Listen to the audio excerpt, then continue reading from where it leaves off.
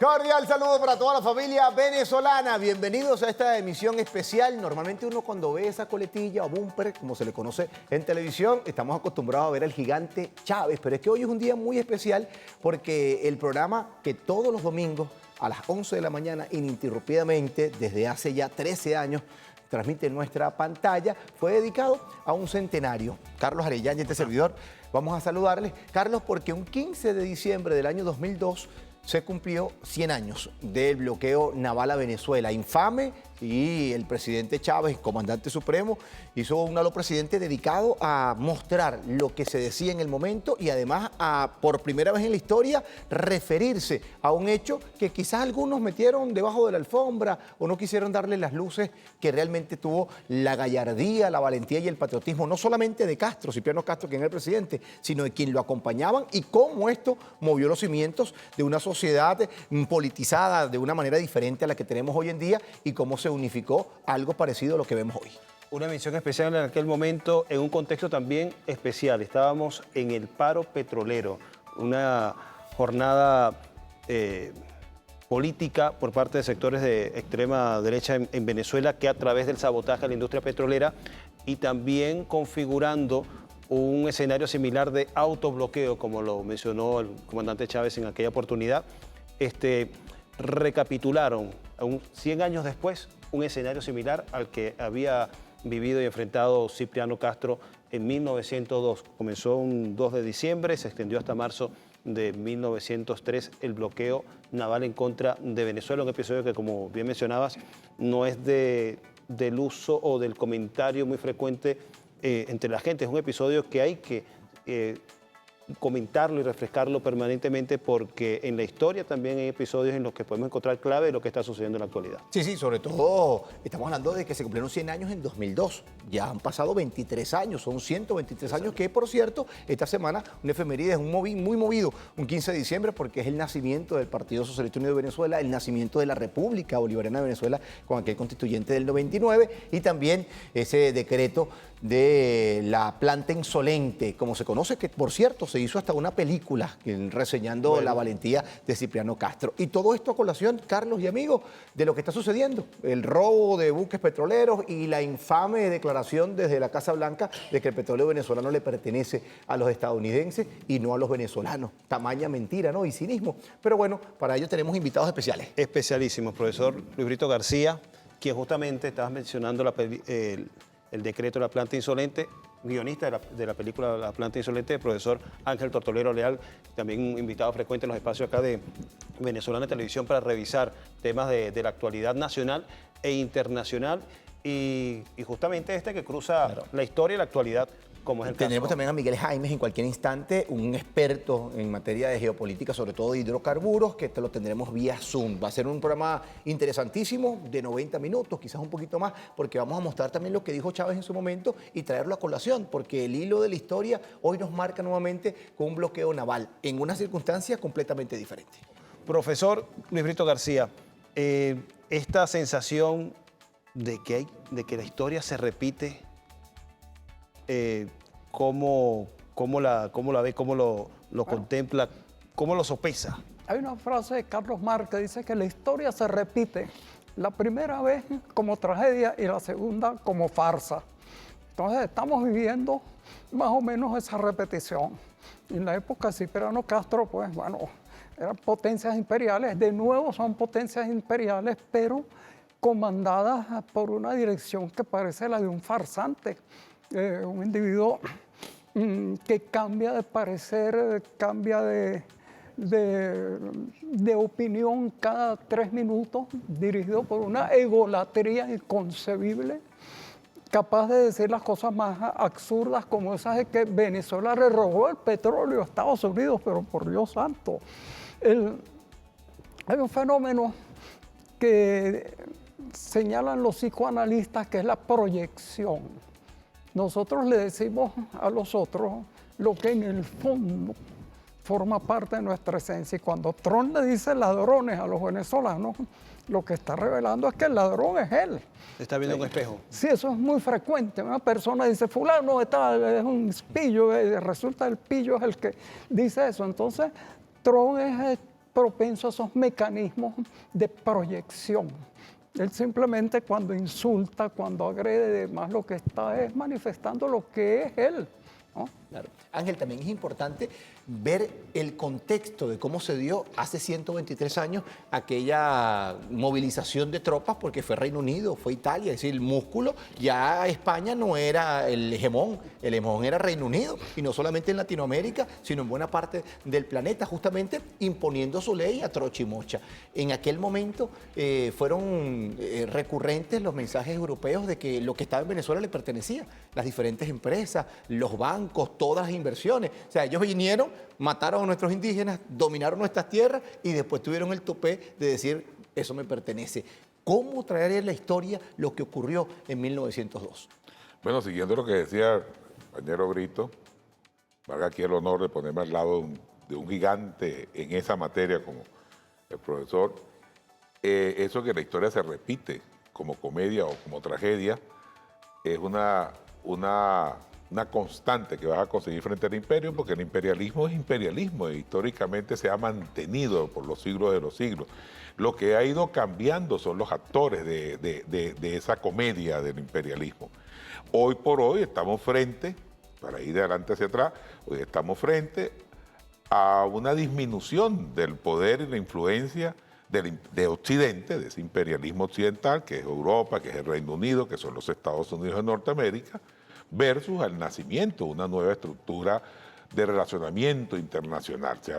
Ha sucedido un milagro en el siglo XXI, y es que países que fueron enemigos acérrimos hoy están unidos por la vía del comercio, por la vía del intercambio, en conclusión, por la vía de la búsqueda de las coincidencias. América Latino-Caribeña se ha considerado durante todo el siglo XIX y un poco más atrás, fue considerado como un territorio de nadie. El desconocimiento a nuestra independencia es una constante que se ha mantenido en el tiempo.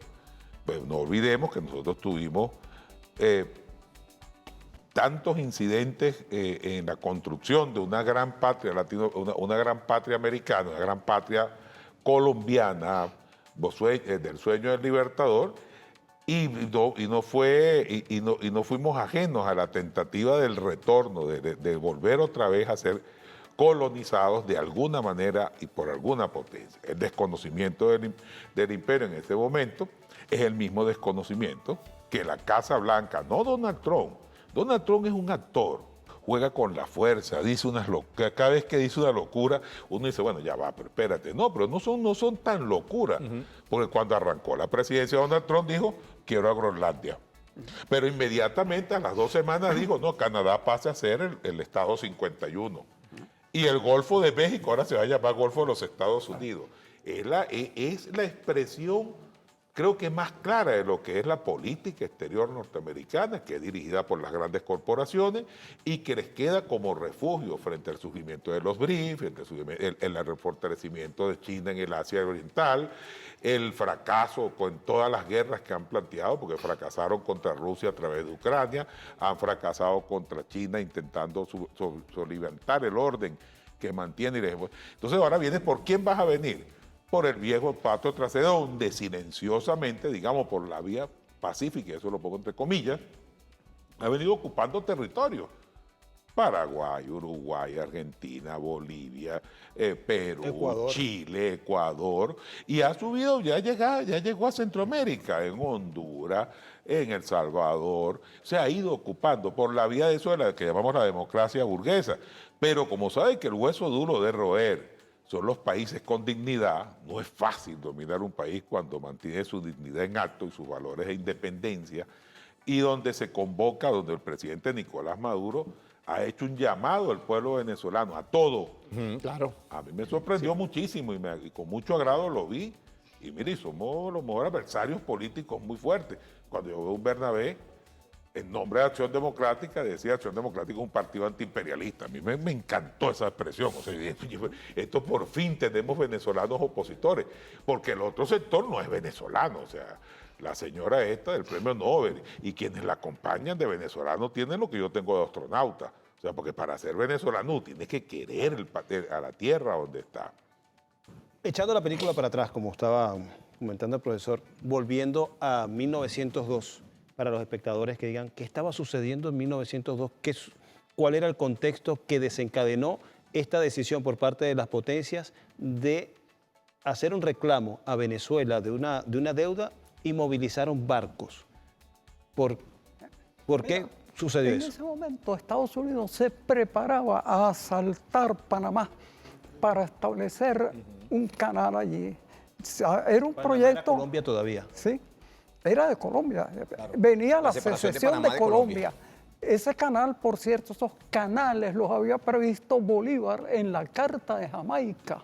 Y además no solo eso, él, cuando tomó el poder en Angostura, nombró una comisión para estudiar la factibilidad de los canales, la mano de obra se necesitaría, los recursos, etcétera, porque ese paso, decía el propio Bolívar, que bien podía situarse en Panamá, la capital del mundo, por la importancia estratégica.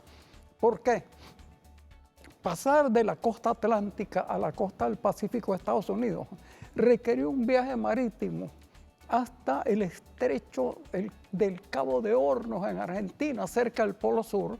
Era una cosa como de mes y medio a 2 meses. Y para ir de Los Ángeles a Nueva York. Exacto. Entonces, se podía por Centroamérica, a través del Canal de Panamá, cortar camino, y esa era una cosa de poco más de 15 días.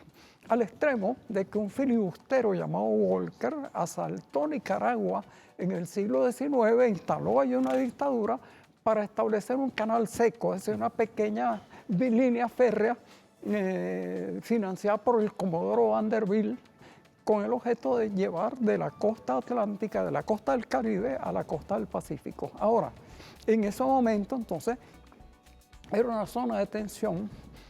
Inglaterra, Alemania querían establecer posesiones en el Caribe que le dieran dominio sobre el Canal de Panamá. Ahora, para un símil rápido, importante con la situación actual, bueno, aparentemente es un pleito con Venezuela, pero yo lo repito constantemente. Quedan 4 o 5 décadas de hidrocarburos en el mundo, pero a Estados Unidos le quedan 6 años de petróleo. 6 años pasan volando. Ellos están como un drogómano desesperado. Son los mayores consumidores de energía fósil del mundo. Entonces están desesperados porque ellos tienen que saber que su energía fósil se va a acabar y que tienen que robársela a alguien. No quieren pagar por ella el precio justo, el precio de mercado, ellos que tanto hablan, no quieren robársela. Ahora, Venezuela tiene, es otro hecho que es bueno recalcar, la mayor reserva de hidrocarburos de todo el mundo. Lo que va a ser del mundo en esas próximas 4 o 5 décadas depende del subsuelo venezolano y de quienes lo dominen. Entonces, en este momento Venezuela es el centro del mundo. Lo que pasa en Venezuela va a determinar el próximo medio siglo y más. Y entonces, bueno, por eso hay esa pelea extremada por nuestros recursos y hay esa cosa de piratería, robo descarado, asaltar tanqueros. Primero decían que era la droga, pero ¿qué droga puede haber en un tanquero? Se van a fumar petróleo. Eso es verdaderamente ridículo todo. Simplemente, ahora hay una frase muy sabia de Atilio Borón, que en el año 2004, en un encuentro aquí, dijo lo siguiente: así como Estados Unidos dio sus primeras peleas por la hegemonía en América Latina, también va a dar las últimas. Hasta Estados Unidos ya casi tiró la toalla en Europa. Su documento sobre National Security hace poco dice que ellos no están dispuestos a seguir asumiendo cargas en Europa y demás. Entonces, ¿qué les queda a América Latina? Y en ese documento prácticamente dicen que América Latina tiene que estar subordinada a las necesidades, a los pasos estratégicos de Estados Unidos. Un documento literalmente a pesar de que no menciona a América Latina en esos países. pero habla del hemisferio y luego ese proceso de de ellos. control. Entonces, en el hemisferio, todos los recursos estratégicos, las zonas de interés militar, todo tiene que estar subordinado a los intereses de Estados Unidos. Ahora, es una escenario de doctrina. control están todas las opciones sobre la mesa, porque con Argentina emplean bancos para controlar a Argentina y para dominar a Venezuela quieren emplear barcos de guerra.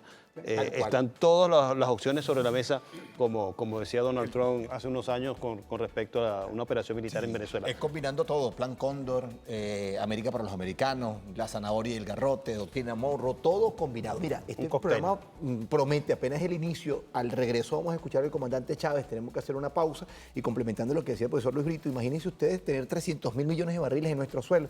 Estados Unidos requiere 20 millones de barriles día y ellos producen 13 millones, pero de esos 13 millones muchos son por fracking, han extendido la cuota porque están contaminando su propio territorio. ¿De dónde lo pueden sacar? De Venezuela, como lo obtuvieron durante un largo tiempo de la Cuarta República. De eso y más vamos a hablar, Carlos, cuando Pero es que no lo volvamos. quieren extraer, lo quieren robar. Claro, ya se han llevado al menos 4 millones de barriles en menos de 10 días. Vamos a la pausa, ya venimos con más.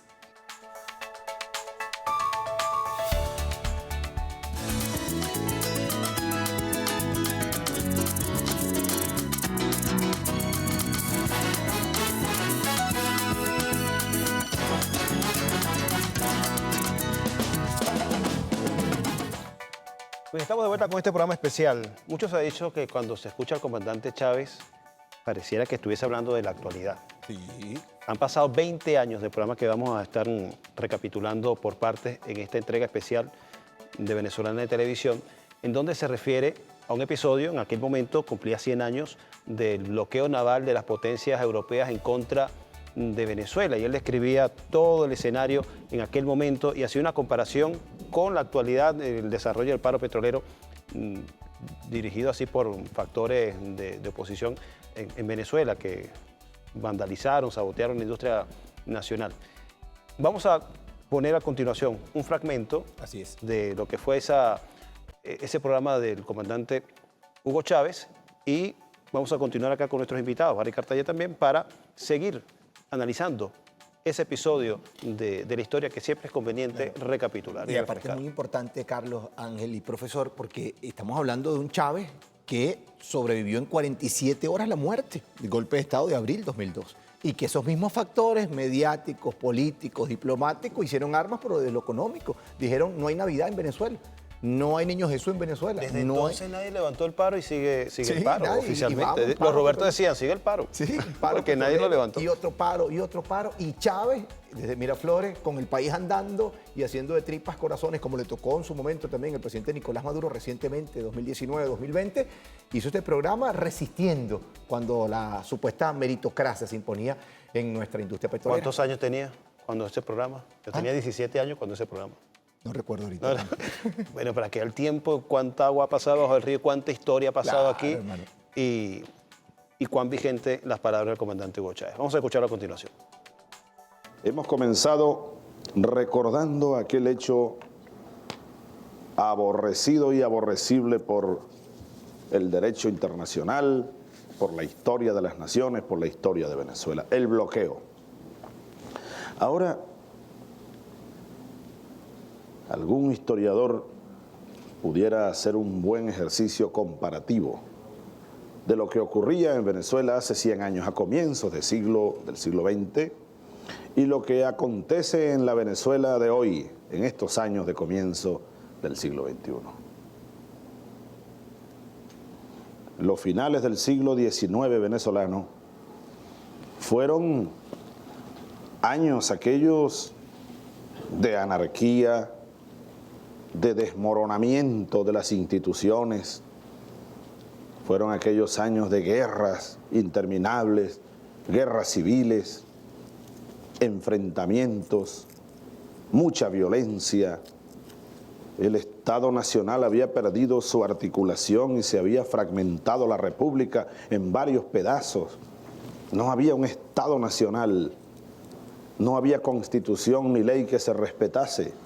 El país se había convertido en un caos y más aún se aceleró cuando en la Mata Carmelera, producto de la rebelión del Mocho Hernández, el último caudillo liberal de los caudillos de la Federación, que había entregado la presidencia meses antes a Ignacio Andrade, el general Joaquín Crespo, cae herido de muerte en plena batalla contra las tropas revolucionarias del Mocho Hernández, donde entre otros andaba un joven muchachito, Pedro Pérez Delgado, comenzando a incorporarse a las tropas revolucionarias. Eran tropas nacionalistas.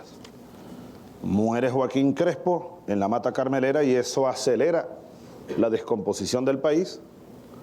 Y luego viene la irrupción de Cipriano Castro con Juan Vicente Gómez. Pero el líder era Cipriano Castro en ese momento. Y su lema, y su consigna, y su propuesta de un Estado nacional. Y comienza Castro a gobernar al país y es entonces aquel general el primer presidente del siglo XX venezolano. Amaneció el siglo XX con Cipriano Castro en el gobierno y con una consigna nacionalista de reunificación del país, con una consigna de desarrollo integral, con un plan, pues. Y aquel gobierno tuvo que enfrentar la reacción de sectores internos muy poderosos que llegaron incluso a armar un ejército comprando armas en el exterior y aquí mismo en el país. Armaron un ejército y lanzaron una operación contra aquel gobierno, una operación militar a la que llamaron Revolución Libertadora. Pero no era más que la acción armada de los sectores poderosos, sobre todo en el área económica. Un famoso banquero, doctor y general Manuel Antonio Matos, fue el caudillo de aquella rebelión armada contra el gobierno de Cipriano Castro. Bueno, fueron casi 2 años de guerra que terminaron precisamente en 1902 en la Batalla de la Victoria, la más grande batalla de la historia venezolana desde el punto de vista de la cantidad de efectivos que allí chocaron durante varios días las tropas anticastristas y las tropas castristas comandadas personalmente por el general Juan Vicente Gómez. Gómez derrota a los anticastristas en la Victoria y con eso se acaba la rebelión armada contra el gobierno de Castro. Y a los pocos meses, prácticamente 1 mes, 2 meses después, Venezuela es bloqueada, como ya lo presentábamos en el video que recoge lo que ocurrió el 9 de diciembre de 1902. Comenzó un bloqueo de las potencias europeas contra Venezuela. Y tenían planes para dividirse a Venezuela. Ha pasado un siglo y cualquier historiador, decía yo hace un rato, pudiera hacer algunas comparaciones. Yo no he amarrado a los banqueros ni los voy a amarrar. No, aquí hay democracia ahora. Tenemos otros métodos. Es la Constitución la que tiene que imponerse y la que se impone finalmente. Ni voy a atropellar a nadie, solo que se cumpla la Constitución. Pero hay hechos, menos allí, que pueden aceptar alguna comparación. Un gobierno constitucional, un gobierno nacionalista desde la más pura significación del término nacionalista, un gobierno que defiende el interés nacional, que debe privar por encima de intereses particulares o intereses sectoriales, un gobierno que enfrenta, movimientos armados internos, el golpe de abril, movimiento armado, un golpe militar, que enfrenta movimientos desestabilizadores internos, y ahora un país que han querido bloquearlo, no las potencias extranjeras, un país que han querido autobloquearlo, pues, un autobloqueo que ya hemos comenzado a derrotar, ya hemos comenzado a romper el autobloqueo. Pero ustedes han visto, pues, seguramente por las imágenes de televisión, barcos que en este caso no están capitaneados por extranjeros, lamentablemente por venezolanos, aunque algunos de ellos nacionalizados, pero igual venezolanos, parados allí en algunos sitios, no se quieren mover, tratando de bloquear el acceso a los puertos venezolanos, algunos venezolanos que han saboteado de muchas maneras los muelles, los terminales, los remolcadores, las tripulaciones que operan esos remolcadores son venezolanos y bajo presión algunas veces, bajo chantaje, han logrado dañar de manera significativa los sistemas que operan en los puertos venezolanos. Y Chávez con una vigencia meridiana para aquellos que dicen que todavía se burlan, que Chávez murió, que Chávez está hoy más vigente que nunca, en cada pensamiento, en cada accionar y en cada legado. Y es muy importante, profesor y Ángel, voy a comenzar con el profesor Luis Brito García, porque lo que describía allí Chávez, a algunos se les olvida. Aquí colocaron tanqueros a pocos kilómetros, más pocos metros de la costa zuliana, el Pilín León. Aquí hubo venezolanos que por la meritocracia prefirieron vender los sistemas y se controlaba desde los Estados Unidos. Cerrar un grifo que después para destapar eso fue problema. Aquí nos quedamos un país petrolero sin producir petróleo y sin producir con ello el gas doméstico y sin producir el combustible, sin refinarlo. Entonces de aquel bloqueo a Castro, que fue un bloqueo imperial por fuerzas alemanas, británicas, pasamos a un bloqueo interno de fuerzas apátridas. ¿Cómo comparar esos dos momentos y esas dos oposiciones que vivimos en su momento, 1902 y 2002? Sí. Bueno, fíjate, yo hice 2 guiones sobre 2 películas sobre el comandante Chávez, que no se han filmado, pero que se filmen alguna vez, y ahí está todo el detalle de cómo fue esa supuesta huelga petrolera, quiénes actuaron en ella, etc. El Pilín León fue un acto de piratería perpetrado por el propio capitán. Ese era un navío propiedad de la República de Venezuela y él se apoderó de ese navío para usarla contra los intereses de la República de Venezuela. Ahora, eso fue cuando los tribunales por fin dieron la orden. Fíjate, el legalismo del gobierno de Chávez, fueron allá. El capitán entregó, como mal pirata, entregó incluso se desmayó cuando se lo fueron a llevar. Imagínate aquello. Bueno, todo eso ha estado muy entremezclado con la historia de la piratería. Esas acciones de bloqueo son en realidad acciones piráticas. El pirata es aquella persona que utiliza una nave y su tripulación para robar buques ajenos en alta mar. Y eso es lo que está haciendo Estados Unidos ahorita, piratería. Yo soy muy aficionado al tema porque tengo 3 libros sobre los piratas: Demonios del Mar, Señores del Caribe y Pirata.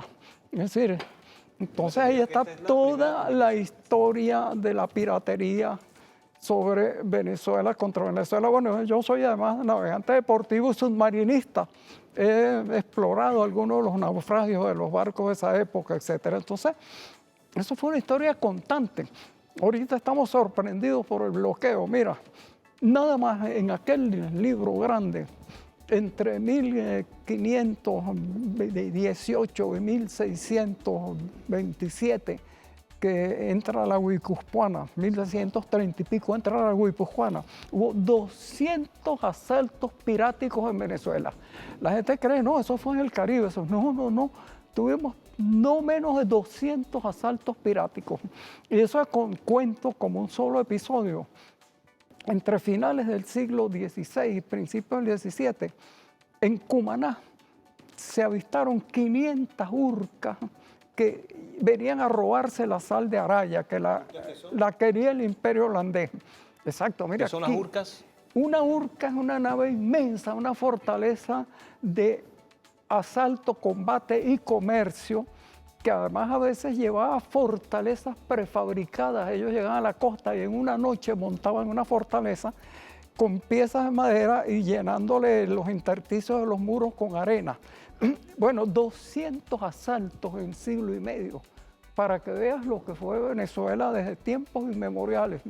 Lo que yo digo, resistimos todo eso y estamos aquí. Y habla de las bondades y la riqueza venezolana, porque si había piratas, porque había cosas que robarse, ¿no? Y cosas que comerciar. Sí, de los piratas queda el recuerdo histórico y bueno, así será de los piratas en líneas generales. Entonces, los actos actuales que está cometiendo Estados Unidos son de piratería, porque en alta mar están asaltando, robando y destruyendo embarcaciones de países que no son enemigos de ellos, no hay un estado de guerra contra ellos.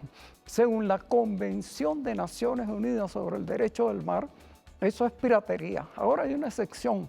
Esa convención dice que para que sea piratería tienen que ser una nave privada. Pero yo digo que cuando los buques de guerra se comportan como piratas, eso es un delito de piratería. La naval de un país es para defender ese país. Únicamente puede Estados Unidos interceptar una nave en sus aguas territoriales y únicamente puede actuar en mar libre, que no son aguas territoriales, en un estado de guerra.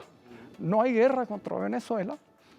Están destruyendo embarcaciones, asesinando marineros, robándose el contenido de esos barcos en una zona de mar libre, del mar que no es mar territorial, eso se llama en derecho náutico mar libre. Entonces eso es delito de piratería y es un delito, como dicen, contra el género humano, que la Convención de Derecho del Mar autoriza a todas las naciones de la tierra a perseguir la piratería, donde quiera que está, todos los barcos, todas las fuerzas del mundo están llamadas por esa Convención de Derecho del Mar a acabar con la piratería. Y efectivamente no es posible esa plaga de que determinados buques o determinados grupos de personas se arroguen el derecho de asaltar, destruir, matar, asesinar y robar a cuanta embarcación esté en el mar libre. Eso es inaceptable dentro del derecho civilizado y así terminará por declararlo en este caso la ONU. Ya hay interpuestas demandas de Venezuela que a mí me parecen sumamente bien dirigidas ante la Organización de Naciones Unidas para denunciar esos crímenes. Son asesinatos selectivos y piratería en alta mar, no tienen otro nombre. 23 hay reunión de Consejo de Seguridad convocada por Venezuela y ya se va a realizar. Yendo a hace 123 años, profesor Ángel Tortolero, se aprovechó mucho de la situación de Venezuela, un país débil, un país que venía azotado por las guerras intestinas. No había un Estado consolidado como en la actualidad. Sin embargo, en esta oportunidad se quiere repetir un episodio, se está repitiendo un episodio de bloqueo naval, pero con unas condiciones de país muy distintas a las de 1902-1903. ¿Van esas acciones hasta dónde pudiesen avanzar con un país que se ha unificado, un país que tiene una doctrina, que tiene conciencia del ataque que viene desarrollando los Estados Unidos? Un país que tiene plan, proyecto y programa. El siglo XXI lo inaugura Venezuela con Hugo Rafael Chávez Frías, quien viene con un plan, con un proyecto, con un programa y revive la llama de nuestra independencia, de nuestra autodeterminación y el reconocimiento de todos y todas las habitantes y los habitantes de este territorio. Yo creo que Venezuela va a reforzar su posición ante el mundo porque nosotros logramos, como venezolanos, a la cabeza Chávez, construir un diseño de país que en 26 años ha sido combatido desde todos los flancos. Este es un país muy distinto al del siglo XIX y mucho más distinto al del siglo XX. Porque el siglo XX, si tú palabras más, palabras menos, lo vas a conseguir cargado de intereses de un pequeño sector, una oligarquía dominante, que es muy floja, por cierto, por eso que es oligarquía, no es burguesía, y delegó en unos terceros hasta el golpe de Estado que le dan al presidente Chávez, se lo da un empleado con 3% del Avenoco, Pedro el Breve, es el que pone en el frente. Ningún oligarca venezolano asumió la responsabilidad de decir nosotros vamos a dar un golpe de Estado y asumir el poder. No tuvieron el corazón, para no decir la parte innoble, que Chávez la repite con mucha fuerza. Entonces, estamos frente a un hecho insólito. Tocar a Venezuela, como lo están haciendo, es poner a temblar a los pueblos del mundo. Esto lo decía el presidente Maduro. El acto de piratería es un hecho condenable a nivel mundial porque pone en riesgo la seguridad marítima de todas las naves, que creo que es el 25%, corrígame si me equivoco, de los buques de pequeño calado, llámese pequeño calado, 1 millón de toneladas, algo por el estilo, que pasan por el canal de Panamá. Tú te imaginas lo que está sucediendo ahora, ¿no? El Caribe sitiado y bajo asedio. No es a Venezuela solamente, es a todo el que pasa por allí. ¿Qué temor no tendrá el que lleva su mercadería de occidente a oriente por la vía del canal de Panamá? Está en peligro, está en riesgo mortal. Yo a la ONU lamentablemente no puedo decirte que el Consejo de Seguridad va a haber un lindo pronunciamiento seguramente. Si sucede lo contrario, bueno, lo voy a celebrar con bombos y platillos, traer los cohetes el 31 celebrando eso. Pero seguramente el derecho a veto de los Estados Unidos se hará sentir y cualquier acción en concreto para impedir esto, que conseguirá una gran pared. Fíjate cómo cambió la correlación de fuerzas. Lo que estaba haciendo el Congreso norteamericano, que se oponía, republicanos hicieron una pantomima allí, republicanos y demócratas poniéndose de acuerdo para pedirle a Donald Trump, al señor Greiner y al secretario de guerra, que se llama ahora. Señor Hartzer, secretario de guerra, o sea, cuando tú eres secretario de guerra es porque no crees en la paz, pues, tú estás preparado para ejercerse, exactamente. Termina después haciéndose blues, se acabó, mira, no se impide la acción porque se ratifica que hay narcotráfico, se les cae la fachada del narcotráfico, se cae el tren de Aragua, las naciones, gobiernos que estaban así como que dudosos de apoyar a Venezuela, pero era como que medio dificultoso apoyar a Venezuela en esta coyuntura, entendieron que cuando vieron las barbas de su vecino alrededor, pusieron las de ellos en remojo. La hermana Colombia, con 2000 y tantos kilómetros de frontera terrestre y otro tanto marítima, dijeron, ya va, espérate. Entonces, bueno, Petro un día dice una cosa, otro dice otra, pero por lo menos hace una línea central de respeto. Y Lula también, que bueno, que sí, que no, pero que mañana, que no sé qué cosa, que uno dice, bueno, usted declara una cosa hoy, otra mañana, uno que le va haciendo seguimiento a la situación, termina viéndolo hoy, para allá va, espérate. La posición en el Mercosur fue bastante interesante. Pero para no salirnos así mucho del tema, Hugo Chávez tiene pleno conocimiento, porque es que Hugo Chávez no llega a la presidencia de la República improvisadamente, o sea, no es un anodino que lo agarraron en algún bar caraqueño y lo nombraron presidente, o sea, esto no es un Jaime Lucinchi, esto no es un Pedro Carmona Estanga, es un hombre que viene con una visión histórica y nos hizo entender a la izquierda venezolana, que siempre lo sabíamos, que allá va, el centro no es Europa.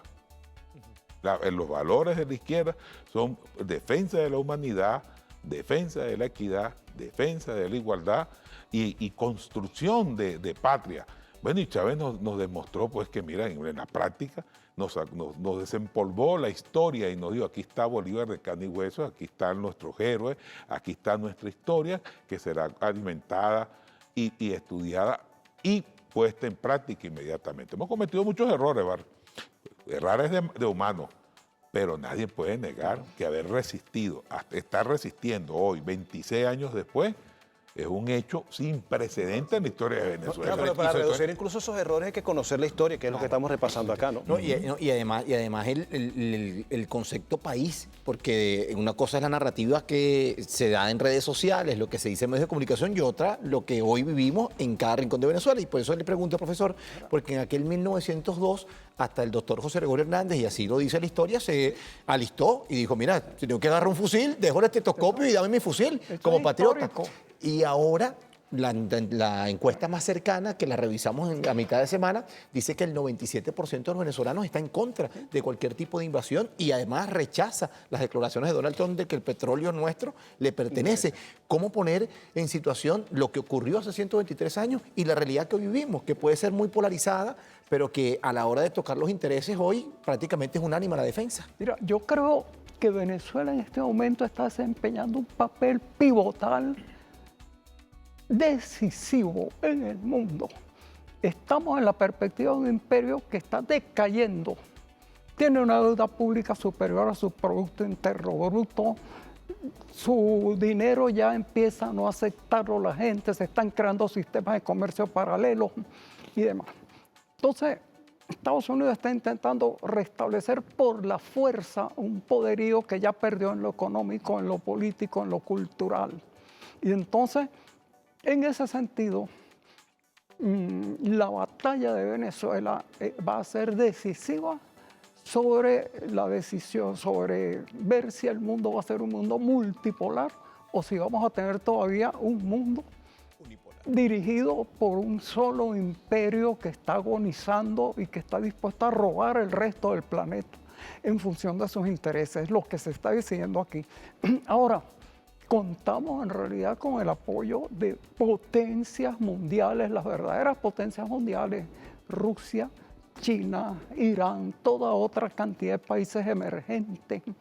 En América Latina contamos con el apoyo de Brasil, que es la mitad de América del Sur, México, Nicaragua, Cuba, pero otros países con Colombia.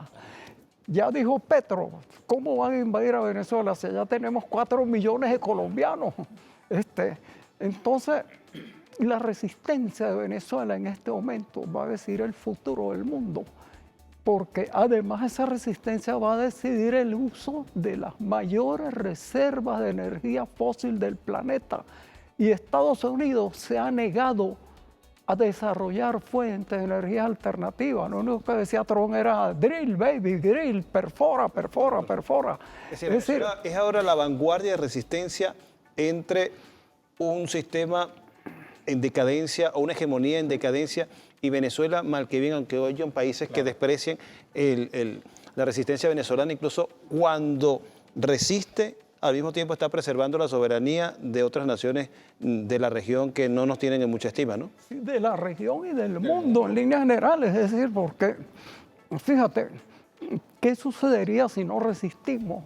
Y Estados Unidos, ese gigante desesperado por devorar hidrocarburos, que ya no le queda más que de 6 años, dispone de la mayor reserva de energía fósil del planeta y además demuestra que se puede apoderar de las riquezas que le dé la gana de cualquier país del mundo.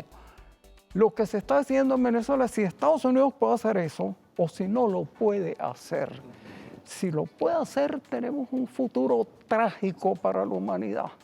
Si no lo puede hacer, tenemos el nacimiento de otro mundo multipolar, democrático, de comercio libre entre las naciones, de fraternidad. Entonces, en este momento, modestamente, uno no debería decir eso, pues parece prepotencia, pero en Venezuela se está jugando el destino del mundo. 2 minutos para que sean las 10 de la noche. Vamos a la pausa.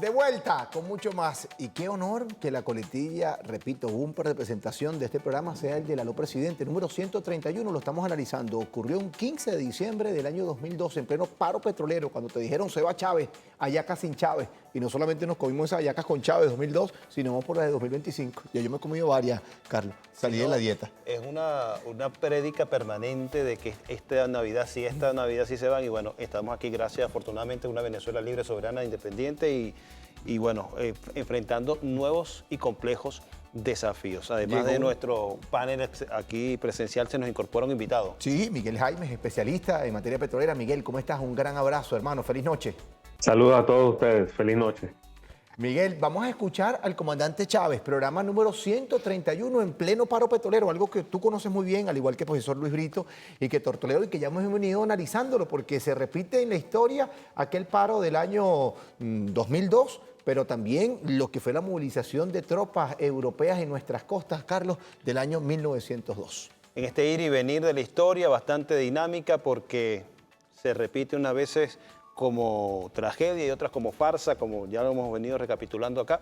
Vamos a escuchar ese fragmento del presidente Hugo Chávez en el Aló Presidente 131, hace ya 23 años. Vamos a escucharlo. Aquí me llegó, por cierto, el boletín extraordinario. Vean ustedes, tremendo boletín.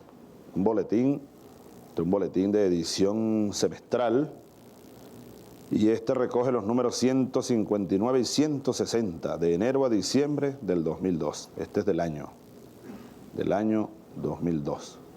Este boletín, por cierto, que he dado instrucciones para que se siga editando con mayor regularidad, al menos bimensual, al menos bimensual. Porque hay mucha información aquí en los sótanos de Miraflores, en el archivo histórico, ahí en un sótano. Yo me la pasaba ahí metido, venía mucho cuando era subteniente, teniente, andaba investigando la vida de Pedro Pérez Delgado y por ahí me fui enterando, leyendo miles de cartas de la historia venezolana, o de buena parte de la historia venezolana, de fines del siglo XIX y de comienzos del siglo XX, que muy poco conocemos los venezolanos. Uno pregunta por ahí, ¿quién fue Emilio Arévalo Cedeño? Casi nadie sabe. ¿Quién fue Pedro Pérez Delgado? Casi nadie sabe. ¿Quién fue Román Delgado Chalbot? Casi nadie sabe. ¿Qué ocurrió en Venezuela por allá en 1908? ¿Cómo fue que Gómez comenzó a gobernar y por qué tumbaron a Cipriano Castro en 1908? Por presiones extranjeras tumbaron a Castro. Al final lo tumbaron. Presiones internas de los sectores muy poderosos, presiones extranjeras. En 1908, Juan Vicente Gómez, vicepresidente, aprovecha que Castro estaba en el exterior y le da un golpe palaciego y frío y le prohíbe regresar al país. Y eso genera, por supuesto, turbulencia nacional. Y Gómez en 1913 entonces reforma la Constitución para mantenerse en el poder y se mantuvo hasta que murió, como todos sabemos, nombrando presidentes provisionales. Pero él era el hombre fuerte, él era el caudillo desde las Delicias de Maracay. Pero en Venezuela ocurrieron muchas cosas en esos años, dignas de que todos las conozcamos. Bueno, movimientos estudiantiles, de un gran impacto, movimientos cívico-militares, invasiones. Mucha gente en Venezuela, casi nadie en Venezuela conoce, por ejemplo, la vez que invadieron desde Colombia tropas colombianas y también venezolanas y querían tomar San Cristóbal. Eso fue hace 100 años. Es decir, esa historia de comienzos del siglo XX es bueno rescatarla y este boletín lo ha hecho, pero hay que darle mayor difusión. Pues bien, aquí está. Este número es dedicado al bloqueo a las costas venezolanas. Uno abre por aquí esto, por ejemplo, vamos a leer un telegrama. Un telegrama de La Guaira, 14 de enero de 1903. Las 12 horas 40 minutos PM. Señor Presidente de la República, el vapor alemán de guerra a que me referí en mi telegrama anterior pasó del puerto. Firma Navarro. Telégrafos Nacionales, Puerto Cabello, 15 de enero de 1903. Todos estos documentos originales están aquí archivados. Historia patria. Acabo de salir, señor General Castro, acabo de salir de una conferencia para que fui llamado por el cónsul americano y un oficial del Vineta sobre lo siguiente. Dice el comodoro Schneider que el jefe de la estafeta, que Curazao, no obstante haberle entregado la correspondencia que trajo, puso dificultades para hacerlo, que él compromete a transportar toda correspondencia que se rezague en Curazao para Venezuela y entregarla aquí al nombrado cónsul para que éste me la entregue a mí, para lo cual el gobierno tiene que autorizar la citada estafeta para la debida entrega. Asuntos, problemas que se fueron derivando del bloqueo, telegramas, estafetas, cartas. Pero vamos a ver qué dice del mes de diciembre. Aquí está. Vamos a ver qué dice aquí del día de hoy exactamente. ¿Habrá algún telegrama? Hoy es 15. ¿Qué estaba pasando el 15 de diciembre, hace 100 años exactamente? 15 de diciembre, 1902, Telégrafo Nacional. Señor General Castro, 10 horas 20 minutos. Para su conocimiento, el Fanter, debe ser un buque, puede entrar por Barra a Maracaibo sin necesidad de práctico, pues conoce el camino porque lo estuvo recientemente. Un torpedero también puede penetrar perfectamente bien el lago. Le digo esto porque parece que los buques ingleses y alemanes pretenden ir sobre el castillo de Maracaibo y usted le quiera dictar algunas órdenes al vapor Miranda. El único vapor que teníamos por allá. Un vapor, eran unos vaporcitos sin mucho poder de fuego, pero aquellos hombres y mujeres también, enfrentaron con coraje, ¿no?, al Panther, los alemanes. La pantera, ¿no? Panther es pantera. Panther. Bueno, 15 de diciembre de 1902 a las 2 de la tarde, 2:30 minutos. Aló, presidente, perdón, señor general Castro.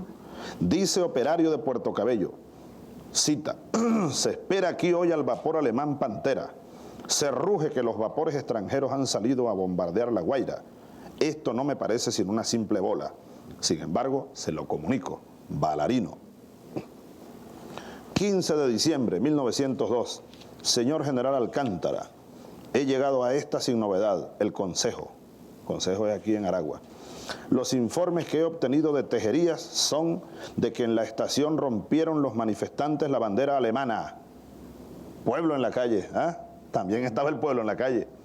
Manifestantes rompieron la bandera alemana, pero sin cometer otros desafueros. Aquí sí hicieron ayer algunas maldades, tales como destruir los muebles de la estación, inutilizando aparatos telegráficos, etcétera, etcétera. Sigo ahora mismo su amigo E. Blanco. Pueblo en la calle.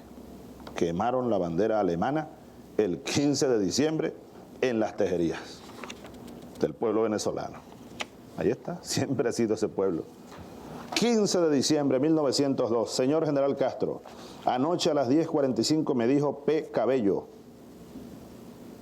va saliendo el crucero inglés, el alemán aún en el puerto, Balarino. Son telegramas. No había teléfono, recordemos que en ese tiempo no había teléfono y mucho menos celulares como los que tú tienes.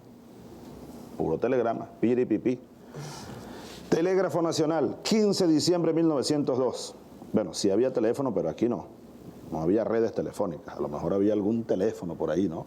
Pero no había esas redes de ahora.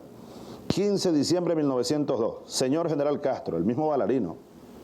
No dice de dónde, ¿no? Dice operario de la Vigía de La Guaira. La Vigía creo que es donde está el Fortín Solano, ¿no es? Aquí está el gobernador de Vargas, ¿no es? ¿Dónde es la Vigía, Antonio? ¿Qué tal? Buenos días. El Fortín Solano, ¿verdad? Es correcto. Sí, bien Vigía, bonito. Fortín del Vigía. Fortín del Vigía. Fíjate lo que dice aquí. Dice operario de la Vigía de La Guaira. En este momento está saliendo el torpedero inglés. Va para arriba. Para arriba debe ser hacia el oeste. Al oeste es para arriba. Aquí hay un parte un poco más largo. 15 de diciembre de 1902 a las 8 p.m. Señor general Castro, desde anoche que se retiraron todas las fuerzas a las órdenes del general Ferrer, está la ciudad con la policía únicamente. Esto es desde La Guaira, Antonio, también. La policía únicamente, la cárcel y el otro cuartel cerrados. El día ha pasado completamente tranquilo desde las 3 de la tarde. Los vapores de guerra inglés y alemán se pusieron en zafarrancho de combate y con gallardete de guerra, pero no han hecho el menor movimiento ni los otros buques tampoco.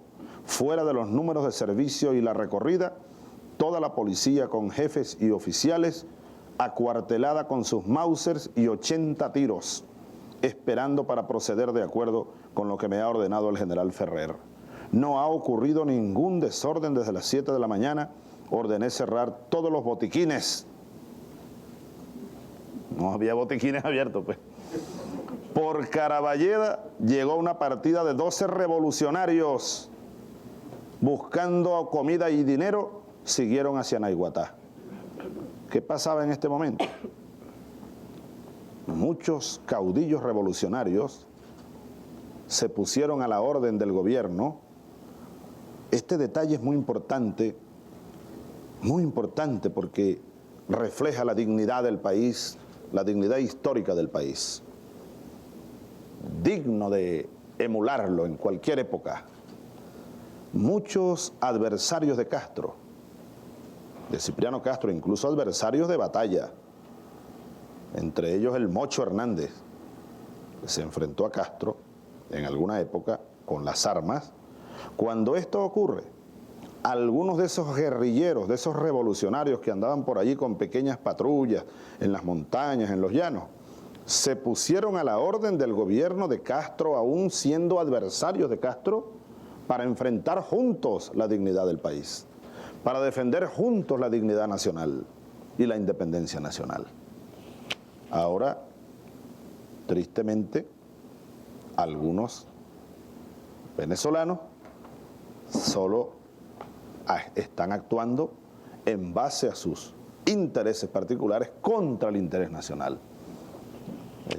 Muy alejados, por supuesto, de esa dignidad histórica de nuestro pueblo. Bueno, con esto queríamos hacer alguna cita y sobre todo reivindicar aquel gobierno nacionalista que enfrentó Cipriano Castro, las reacciones internas de oligarquías muy poderosas y también las potencias extranjeras que quisieron, con hechos de guerra, imponer su voluntad sobre Venezuela. Y esto siguió hasta el año enero 1903. Le dicen al general Castro de Puerto Cabello, 10 de enero, acaban de llegar a este puerto el buque almirante inglés Ariadna y un hospedero de la misma nacionalidad. Hay por todos 5 buques enemigos en las aguas de este puerto, en Puerto Cabello. Bueno, honor a quienes honor merecen por defender la integridad venezolana. Y reflexiones de la historia. Hoy este gobierno, que actúa y seguirá actuando en defensa del interés supremo de la República, en defensa de los intereses supremos de nuestro pueblo, en defensa de nuestra Constitución, que hoy está de cumpleaños. Y este es otro hecho que debemos celebrar y conmemorar hoy. Cumple hoy 3 años esta niña, a la que algunos han querido, como Herodes, degollar. No lo han logrado ni podrán hacerlo.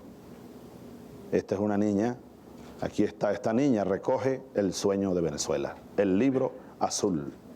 Bendito sea el pueblo venezolano que un día como hoy, hace 3 años exactamente, fue a las urnas electorales y por primera vez en la historia aprobó una constitución. Esta es la única constitución de nuestra historia que ha sido aprobada por votación popular en referéndum nacional. Por lo tanto, es la más legítima que pueda haber en toda nuestra historia. Muy propicio el momento para celebrar, como estamos celebrando, en batalla por defenderla, en batalla porque se cumpla, en la lucha por sembrarla profundamente en la realidad nacional para, con ella como bandera, conducir la Venezuela del siglo XXI, la Venezuela bolivariana. Feliz cumpleaños a la Constitución Nacional de Venezuela y un llamado al pueblo a defenderla, a alimentarla, a conocerla, a amarla, a asumirla como proyecto común, como proyecto de todos los venezolanos. Y este es un mensaje para todos los venezolanos, incluso para aquellos que votaron por el no aquel día, pero que estoy seguro entienden, la gran mayoría de ellos, que bueno, esas son las reglas del juego. Se aprobó la Constitución y esta Constitución es de todos y para todos los venezolanos, como este gobierno es de todos y para todos los venezolanos, y hace un llamado, como siempre lo ha hecho, a la integración de todos en la lucha por la Venezuela que aquí está diseñada y que se aprobó un día como hoy hace 3 años de las operaciones portuarias en Venezuela. Cuánta fuerza y cuánta vigencia, no solamente en su legado, en su pensamiento, más vivo que nunca, como siempre dice el presidente Nicolás Maduro, más futuro que pasado, es el gigante Chávez. Pero el mismo mensaje hoy se replica en Miraflores, es la misma Constitución, es el mismo gobierno que integra, es el mismo diálogo, y en aquel momento, 15 de diciembre del año 2002, después del golpe de Estado, en un paro petrolero, Chávez recordando el centenario nada más y nada menos de aquel bloqueo infame naval donde venció Venezuela en marzo de 1903. Tenemos que sumar, Carlos, profe y Ángel, a un nuevo invitado. Ya lo saludamos, Ángel, el caso particular, Miguel, de lo que significó en aquel momento el paro petrolero, porque algunos pueden pensar, bueno, lo pasó Chávez. No, es que un país petrolero dejó de producir, es que los trabajadores petroleros se paralizaron por completo con el caso de la meritocracia, un autobloqueo que se venció. Venezuela ha tenido grandes desafíos, que recordar aquel momento y además cómo hacerlo visible, cómo proyectar esta resistencia que vivimos hoy en día? Las condiciones son completamente diferentes. Hoy anunciaba la vicepresidenta que pasamos a 1.200.000 barriles por primera vez desde el año 2019, bloqueados, asediados y perseguidos. En aquel momento autobloqueo, ahora un bloqueo imperial. Miguel. Año tras año, ejemplos de combate en la industria petrolera y esta industria petrolera acompañada por el pueblo. Hemos estado en acontecimientos en los cuales hemos sido los héroes del petróleo y podemos señalar que Venezuela es la casa del petróleo y que como tal este producto está al servicio de la paz, de la integración, pero también de nuestra soberanía. Y la soberanía como tal se defiende en todos los escenarios. Hoy, en una situación difícil, pero el pueblo venezolano, sus instituciones, el jefe de Estado, haciéndole frente y siempre buscando una salida y una solución. El petróleo es el principal protagonista, es el principal actor. Somos una nación que tenemos la reserva más grande de todo el planeta, lo sabe el mundo entero. Somos los fundadores de la OPEP y los que hemos servido que el precio del petróleo y que este producto llegue a muchas economías del planeta, pero que también esas economías del planeta respeten nuestra soberanía y nuestra integralidad y nuestro concepto de Estado-nación que es bolivariano. Miguel, perdóname, Carlos, rapidito, Miguel, hacerte esta pregunta porque lo conversábamos ya con los profesores, pero hay que explicarlo y tú eres un especialista en esa materia porque ahora Donald Trump dice que el petróleo le pertenece, obviando Petrolia de Táchira de 1878, obviando Barrosos II de 1922. Lo conversamos tú y yo hace unos 3 meses atrás en medio de esa guerra con Irán, que Venezuela fue el principal exportador y productor de petróleo en la década de 1920. Entonces, ¿cómo es que nuestro petróleo le pertenece a los Estados Unidos? Salvador de la Plaza, Rodolfo Quintero, Sader, muchos de nuestros intelectuales en el tema petrolero señalaron en sus análisis que los Estados Unidos, pretendiendo fundar en Venezuela la nación del petróleo y queriendo que la misma sea servida como un país vitrina, consideraron que el petróleo de Venezuela les pertenecía. Vino la nacionalización, la cual ellos también impulsaron con todas las desviaciones y los desniveles que la misma tuvo. Luego de esto vino la internacionalización, vino la apertura petrolera, jugaron con el precio del petróleo, con nuestros productos, hicieron que Venezuela en 1983, a partir de ese momento, comprara 21 refinerías, puertos y terminales en el mundo. Interfirieron en las principales decisiones hasta que llegó el comandante Hugo Chávez. Hasta ese momento, Venezuela debe saber que los Estados Unidos no permitían que las reservas nuestras fueran declaradas superiores a 76.000 millones de barriles. Ellos decían que no habían más reservas en este país, porque todo lo guardaban en un secreto para manejar con gobiernos a su antojo, poner y quitar gobiernos a su antojo, como lo hicieron con la apertura petrolera, y colocar los precios que a ellos se les antojara. Pero la línea cambió, la circunferencia petrolera dio un giro con Hugo Chávez, se recuperó los valores de exportación, se recuperó su precio, se llamó a la segunda cumbre mundial de la OPEP y desde entonces hemos tenido una historia mucho más justa en el tema petrolero. Aún nos falta mucho y esta es parte de esa pieza importante, de esa pieza fundamental en los cambios que Venezuela está dando en el tema energético. Miguel, los efectos en el escenario internacional y la fórmula energética de estas 3 operaciones de robo de barcos que llevan crudo venezolano en alta mar. ¿Qué efecto, qué mensaje deja esto en el mercado internacional de los crudos, de hidrocarburos? Hay una guerra contra la OPEP, como la hay en Libia, como la hay en Irak, como la hay en Irán igualmente, y contra los no OPEP, como la hay contra la Federación Rusa.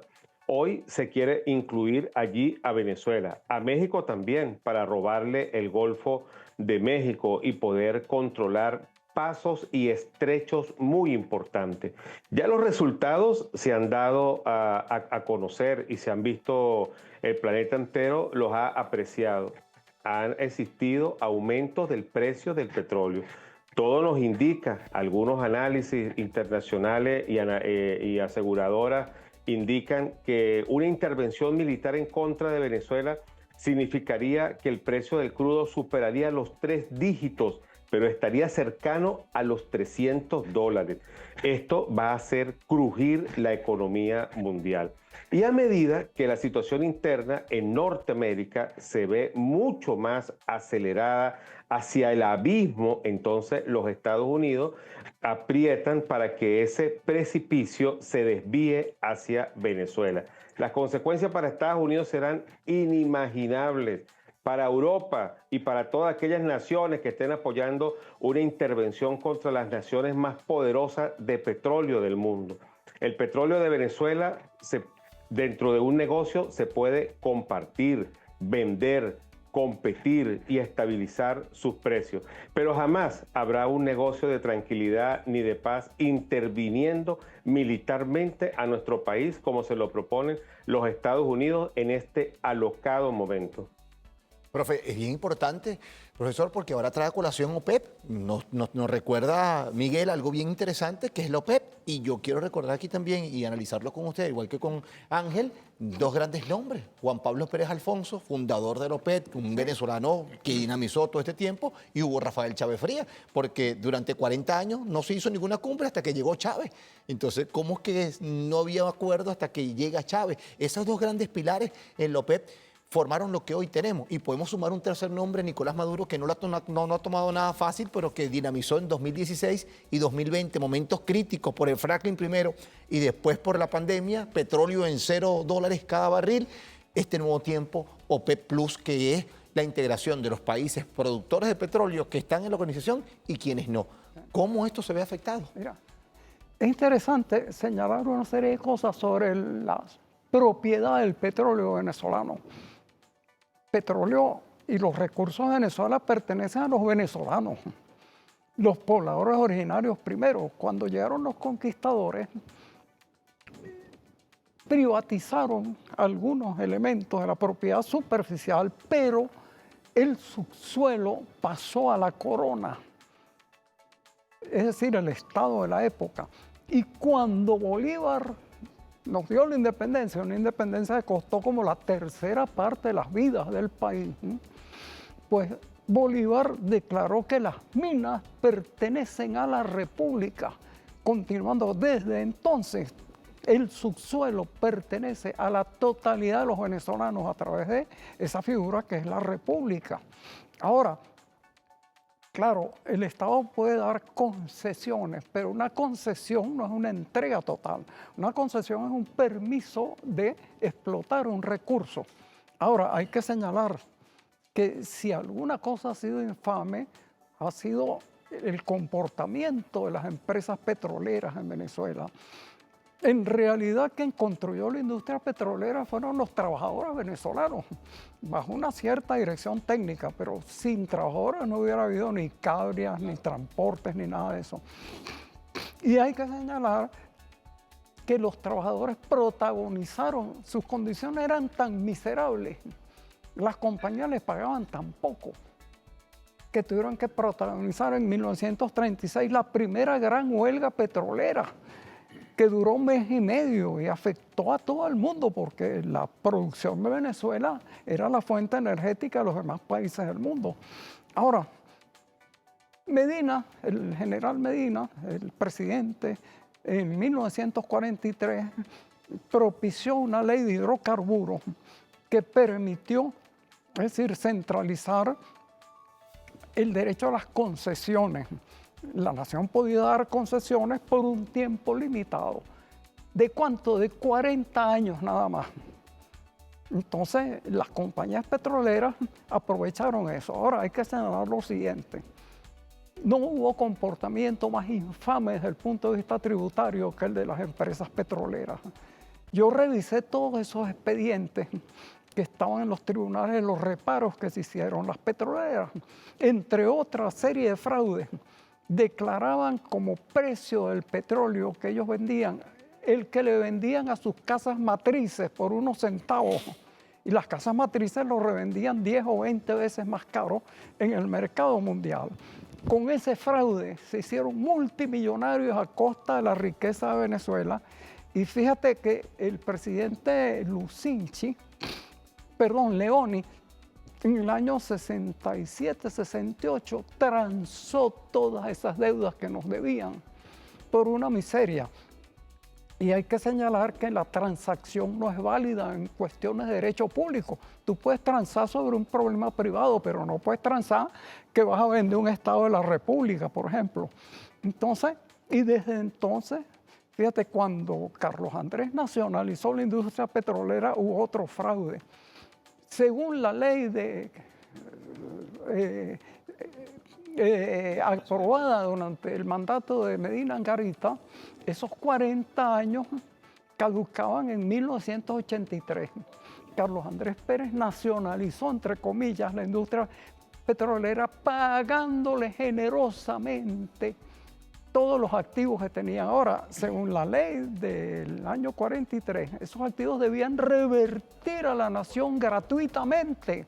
En alguna forma, esa nacionalización fue un gran fraude para indemnizar a las petroleras por un conjunto de equipos y de activos que debían regresar directamente a la nación. Fíjate tú lo que ha sido esa historia petrolera, quién ha construido la riqueza de Venezuela, verdaderamente los trabajadores petroleros, y cómo esas empresas lo que han hecho es explotar nuestras riquezas sin pagar el equivalente que debían pagar por esa energía que ha sido el motor del mundo.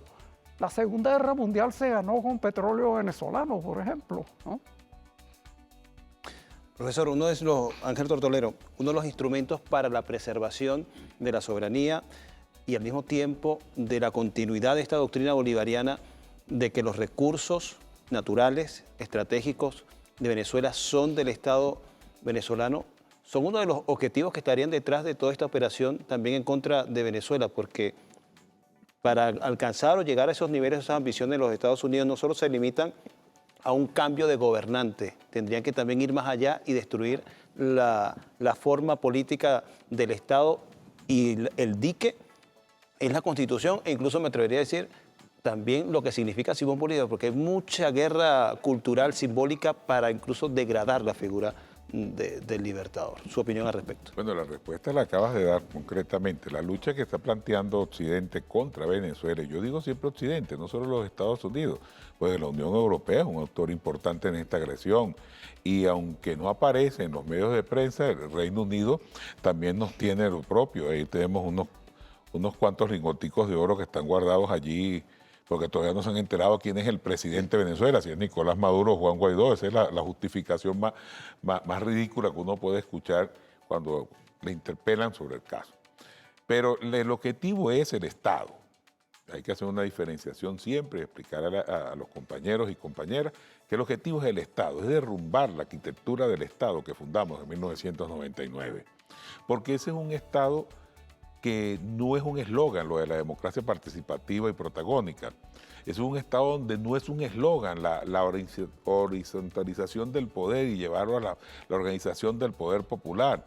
Este es un Estado que no es un eslogan, es un hecho concreto. La igualdad ante la ley y la igualdad de oportunidades y la igualdad de condiciones.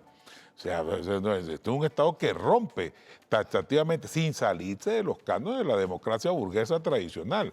Seguimos teniendo elecciones, ahora potenciamos al máximo ese derecho de los venezolanos a elegir su destino y a participar en la construcción de ese destino. Todavía es temprano para evaluarlo, 25, 26 años para este proceso histórico es nada. Pero en este poquito tiempo, como decía Chávez, no es poca cosa la que se ha hecho. O sea, se han tirado zancadas a pasos agigantados. ¿Es derrumbar el Estado para qué? para retornarlo. Pedro Carmona Estanga lo dijo clarito, yo siempre lo he nombrado 2 veces en este programa. Yo no sé si el señor está vivo, pero fíjate, ¿qué hizo? Retornamos a la Constitución del 61, inmediatamente. Los juristas Sin elecciones.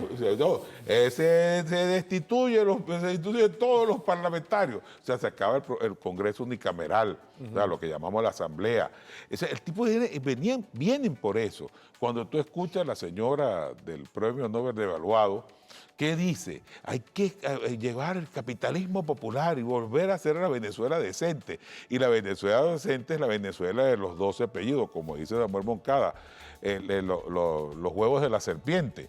Esa es la Venezuela decente que me están hablando. Me están hablando de la señora, el señor, los compañeros y compañeras que vienen a Caracas y no vienen obligados ni nadie les paga, porque no hay forma de pagarle. Nadie se explica, mi querido hermano, lo que me están viendo por la televisión. Miguel, y aquí todos coincidimos en el mundo, dentro de 100 años, cuando estudian este periodo histórico, van a decir, pero ya vamos, Entico, ¿cómo ese país que se quedó sin alimento, que se quedó sin sueldo, que vive una crisis inducida espantosa que nos puso al borde de una guerra fratricida? ¿Cómo superó esa guerra fratricida? Pero no solo eso, sino que persiste el imperio en combatirlo, en atacarlo, y con todas las necesidades que tenemos. El primero en protestar es el presidente de la República. Yo cuando escucho al presidente Nicolás Maduro decir, yo no estoy conforme con el salario de los venezolanos, pero es que no tenemos recursos, hemos hecho de tripas corazón. Ya vamos, entonces ese nivel de sinceridad no se lo habíamos escuchado a ningún presidente, a ninguno en Venezuela. Solo Hugo Chávez Frías y Nicolás Maduro son capaces de frentear eso. Ahora, ¿es puro enunciado? No, hermano, no es puro. No. Estamos esperando que nos vengan a defender, Luis. No, nosotros si algún amigo quiere venir a participar en la lucha en pro de nuestra libertad, bienvenido sea. Pero nosotros estamos preparándonos con nuestros recursos, con nuestras limitaciones, para defender al pueblo. Y ese pueblo está consciente que este Estado y esa promesa que está en la Constitución, una Constitución que va en desarrollo, que hace ley los derechos de los venezolanos. Eso tienen que eliminarlo, porque de otra manera, mañana Nicolás Maduro, un supuesto negadísimo caso, los bolivarianos decimos, mira, ven acá, fulano, Perenceo Dutanejo, el que tú quieras, te entrego el poder. No dura 5 minutos, porque no es que el pueblo chavista, no, es que el pueblo cuando vea lo que te traen con lo que ya tienes, contra lo que ya tiene, se va a dar cuenta de qué se trata esto. Le va a pasar la historia de Argentina, la historia de estos pueblos que han sido sometidos por la bota norteamericana, por los afanes de sus burguesías, de unas oligarquías que siguen insistiendo en ser serviles del patrón para beneficio propio en contra de sus pueblos. Los pueblos despiertan, hermano. Una sola vez nos pusimos bravos y salimos de nuestra frontera con un poco de campesinos descalzos, con pocas armas, y derrotamos ejércitos poderosos y liberamos 5 naciones. Es mejor que dejen quieto el que está quieto. Se ha visto en la historia que pueblos pequeños derrotan a imperios poderosos, lo digo en una oportunidad libertadora. Sí, no, y además de eso que acompañando los comentarios que han hecho tanto Miguel, el profesor y Ángel, Carlos, este año, el mes de diciembre también, el Día de la Lealtad, de la Unidad, a la proclama del comandante Chávez, que no aró en el mar y que le entregó el testigo nada más y nada menos, un hombre que ha sido subestimado, atacado, vilipendiado y que ha demostrado su fortaleza y que es el campeón de la lealtad y el diálogo, porque usted pone allí a cualquier otra persona y difícilmente hubiese aguantado con esa resiliencia, y además tiene el país hoy en paz. La oposición esa radical que convocaba marchas, que hace 23 años cuando escuchamos el programa de Chávez, lo que estamos analizando, era una oposición que todos los días te decía, vamos a marchar, que hoy tumbamos a Chávez, vamos a marchar, que hoy tumbamos a Chávez. Esa oposición en 2025 no hizo una sola marcha, y eso es un mérito tremendo porque habla de la paz, del diálogo y la sindéresis que hoy reina. Y antes de ir a la pausa, recordar, todos los 11 de cada mes, después del 11 de abril de 2002, convocaban a manifestaciones, eran bastante concurridas, era el escenario de conflicto interno en el cual estaba Venezuela en aquella oportunidad, y de ese escenario, en la actualidad, como ya tú lo estás mencionando, de un escenario en paz, en tranquilidad y normalidad, Venezuela. Claro, y además que es prácticamente unánime la decisión de defender nuestra soberanía. La crisis nos enseñó a amar más a Venezuela. Quien está dentro y quien está afuera, la crisis, lo que hablaba Ángel hace rato, sin comida, sin medicina, sin papel toalé, aprendimos a hacer jabones, nos cepillamos con una crema que se llamaba sonrisa, alegría, y lo que daba era tristeza. Lamentablemente, de ahí venimos, de la sardina, de la lenteja, del plátano, de la yuca, de ahí venimos. Que no se nos olvide. ¿Y dónde estamos hoy? 98% de los alimentos lo hacemos nosotros mismos. Vamos a la pausa, ya venimos con más.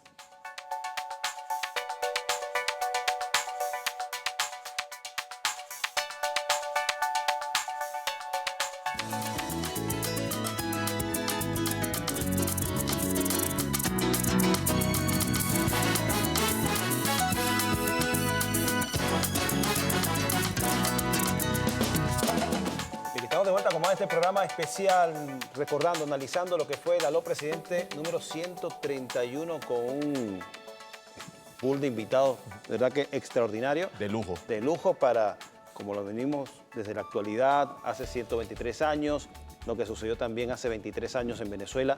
Todo se cruza, la historia es bastante dinámica y así lo ha demostrado en el caso de Venezuela. Vamos a recapitular otro fragmento de la intervención de lo que fue ese programa especial del comandante Hugo Chávez en Aló Presidente hace 23 años. Sí, este es muy importante porque ya hemos visto cómo los telegramas que hicieron de Castro, la comparación de aquel bloqueo con el bloqueo interno, el autobloqueo, y en esta oportunidad era un Chávez reflexivo, porque recuerden que el Aló Presidente justamente era esa manera de llegarle al pueblo. El primer programa de televisión, primero fue radio y después televisión, pero este en medio de un paro y en medio además un 15 de diciembre donde una amenaza latente, hablando de marchas, de movilizaciones y permanentemente la violencia, y un Chávez que había ya sobrevivido hasta la muerte, porque cuando se lo llevaron estuvieron a punto de asesinarlo. Afortunadamente no se atrevieron. Pero escuchen estas reflexiones que justamente trazan el rumbo de lo que hoy estamos viviendo. Hay sectores de la oposición que hablan de democracia, que hablan que si de referéndum, que hablan que si de elecciones, pero no. Ellos lo que han logrado es, o lo que han tratado de hacer es, enmascarar detrás del llamado a paro, detrás del llamado que si la renuncia, detrás del llamado que si a las elecciones ya o referéndum ya, su intento desestabilizador y golpista. Yo, como jefe de Estado, le hago un llamado una vez más a todas las autoridades de la República, porque aquí existimos varios poderes, no es solo el Poder Ejecutivo el que está llamado a la defensa de la República. Yo hago un reconocimiento, a la Fiscalía General de la República por el gran esfuerzo que me consta, están haciendo a lo largo y ancho del país, junto con las autoridades militares y civiles, para que se imponga la ley. Pero hace falta en algunas partes mayor consistencia. Por ejemplo, allá hay un buque, el barco Yavire. El capitán del barco Yavire lo detuvo. Es un buque para cargar gas, para llevarle gas a los pueblos de Venezuela. El servicio de gas, pues el que le llega a su casa, el de la bombona de allá de su cocina, y para otros servicios, etc. Bueno, el capitán decidió parar el buque, pues. Parar el buque es un delito ya, eso es un delito. Es flagrancia, ese capitán está cometiendo una flagrancia. Está violando derechos humanos de miles de personas. Está violando el derecho al trabajo de muchos tripulantes del barco que no quieren pararse, no quieren estar parados. Está violando leyes del ambiente. Está violando la ley de seguridad y defensa. Está cometiendo un delito en flagrancia, en mi opinión. Ahora, yo no soy el juez. La Armada venezolana abordó el barco, detuvo al capitán y a las 24 horas un juez lo puso libre.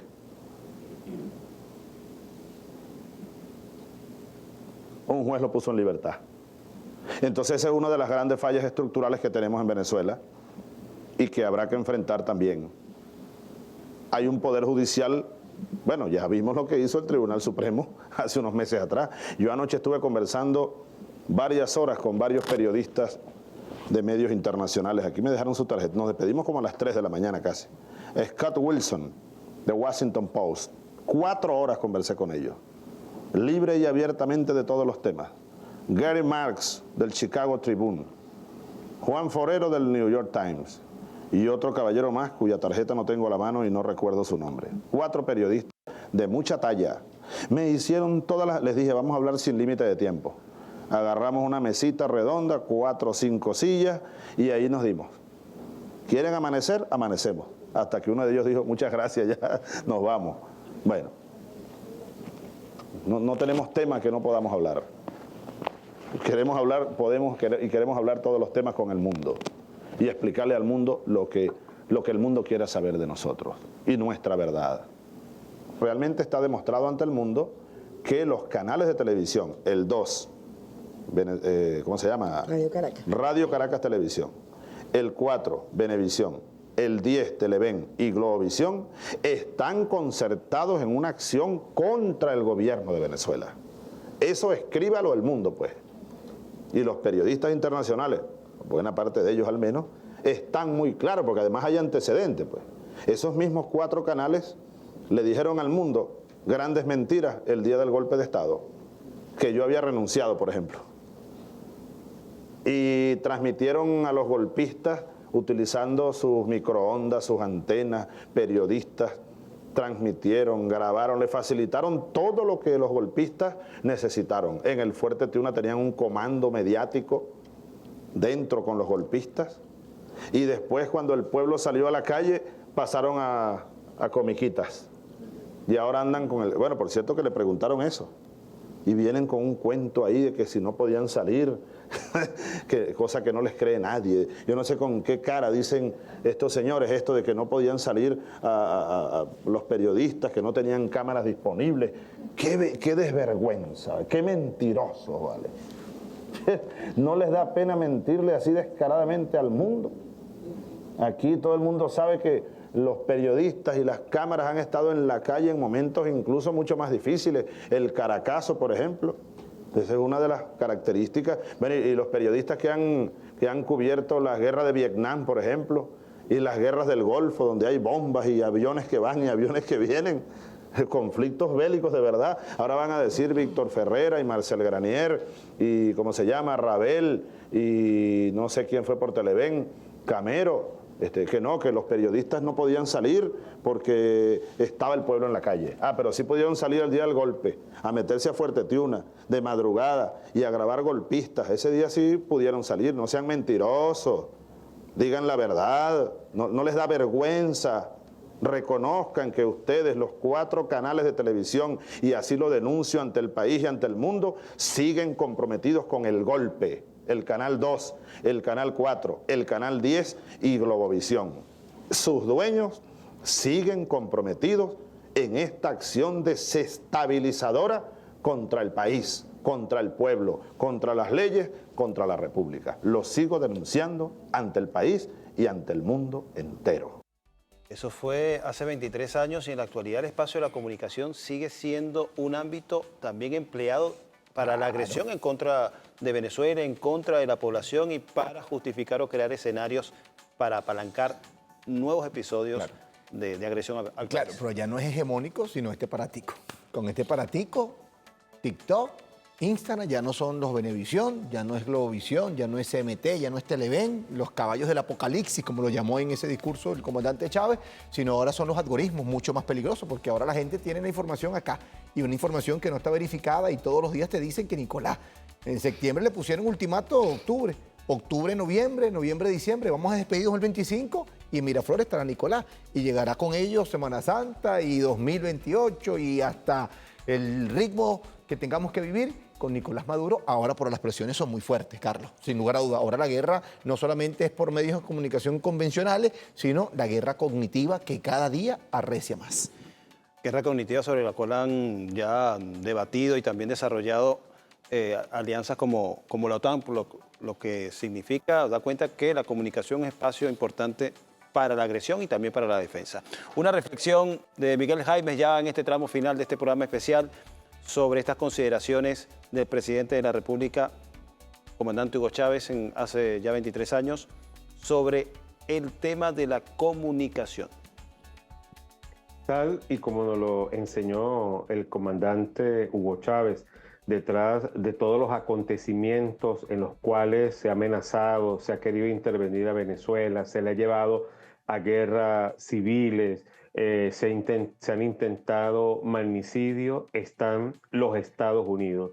Financian, asesoran, proponen, tumban gobiernos, ponen presidente, conspiran ahora con los sectores de la oposición, utilizan todos los equipos tecnológicos de inteligencia artificial, de redes, para crear una gran falsedad en contra de esta nación suramericana, entorpecen, se esmeran en que cualquier decisión de crecimiento del pueblo venezolano, de sus instituciones, en la producción de petróleo sea detenida, tratan de desvanecer cualquier tipo de contrato, presionan a otros países, los amenazan, los llaman, los invaden si desean tener alguna intención de comercio y de negocio con Venezuela.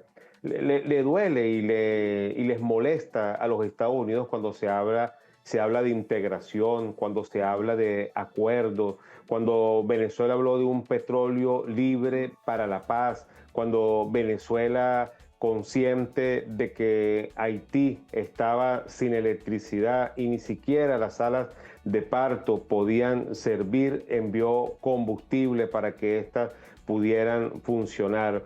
Molesta cuando Venezuela ha propuesto la UNASUR, se ha incorporado al Mercosur, cuando ha propuesto la CELAC, cuando ha creado Petrocaribe, cuando creó empresas de PDVSA en toda Sudamérica. Le molesta a los Estados Unidos cuando Venezuela, junto a Cuba, creó ese magnífico proyecto llamado la Misión Milagro para intervenir quirúrgicamente a cientos de latinoamericanos para que pudiesen ver, leer. Les molesta cuando se llevó adelante el plan de alfabetización en Venezuela, cuando no se firmó ningún convenio ni acuerdo para endeudar a nuestro país con el Fondo Monetario Internacional ni con el Banco Mundial, cuando Venezuela dijo con Hugo Chávez se acabó que ese 50% del impuesto sobre la renta que se le había quitado al país en el gobierno, en el segundo gobierno de Rafael Caldera, y que todo ese dinero pasaba directamente a los Estados Unidos, que ahora regresara convertido en el impuesto sobre la renta del 76% que pechaba la industria petrolera venezolana al fisco nacional.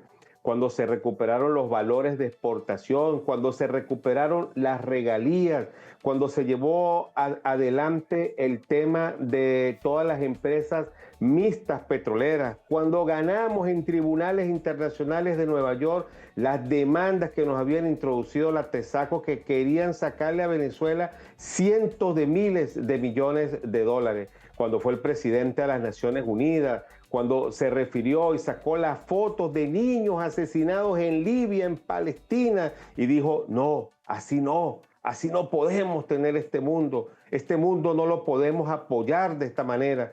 Cuando se empezó a hablar de un mundo multipolar, multicéntrico, de respeto hacia la mujer, hacia los ancianos, hacia todos los seres que tengan vida sobre el planeta, cuando dijo que el modelo era en el tema ambiental, el tema del calentamiento, no era más que un modelo que se había desviado en torno a lo que eran los verdaderos intereses de la sobrevivencia del ser humano, cuando ayudó a cientos de pueblos de África y estableció relaciones diplomáticas con este hermoso continente, y cuando habló del encuentro sur-sur, y cuando hemos puesto nuestro petróleo, nuestro gas, nuestra riqueza, cuando hemos puesto todo el pensamiento de nuestra soberanía, el pensamiento de Simón Bolívar para las mejores gestiones de paz y de entendimiento, y cuando hemos colaborado en la resolución de cientos de conflictos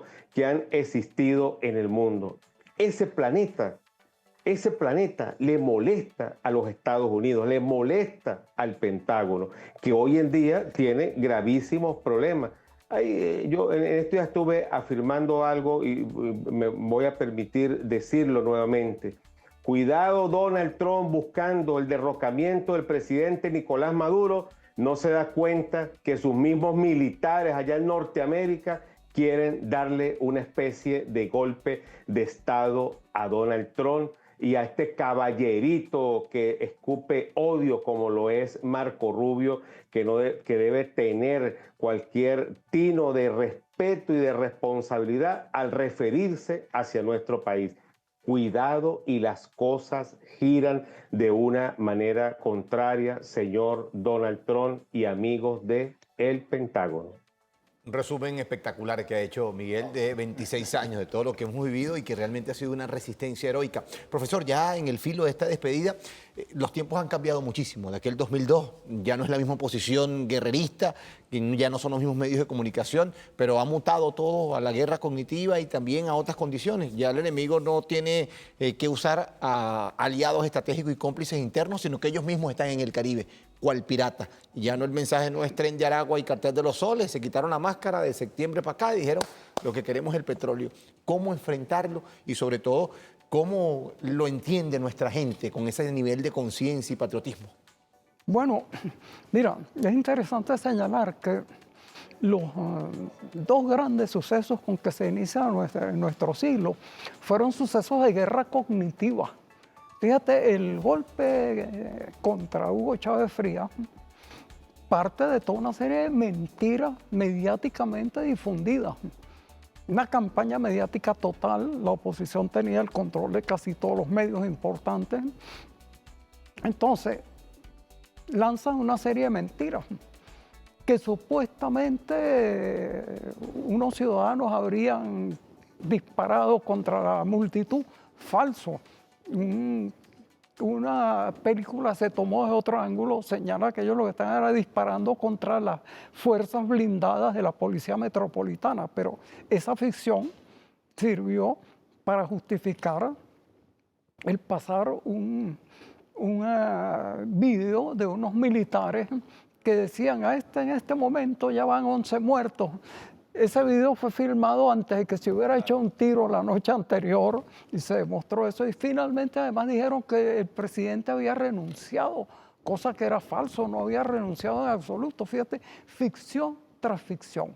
Vivieron un momento de guerra cognitiva, todo está bello dentro de las comunicaciones, no hay una voz disidente, salvo la del pueblo y la del ejército. El pueblo se movilizó como una marejada humana.